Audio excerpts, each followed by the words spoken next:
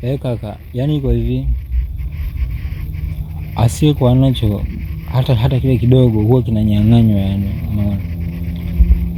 Ndio ulimwengu wa sasa hivi ambao tuko nao. Yani kwa mfano kama ukikosa kabisa chochote kile, ndio unazidi kukosa zaidi, alafu mwenye nacho ndio anazidi kupata zaidi.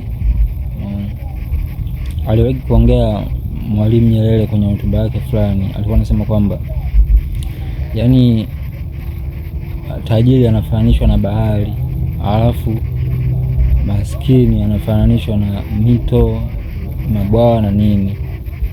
Mito na mabwawa huwa ina tabia ya kupeleka maji kwenye bahari.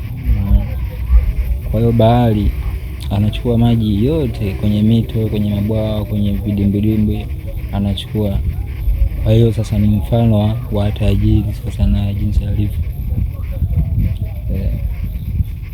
Ndio maana aliyekuwa nacho anazidi kuongezewa. Umeona?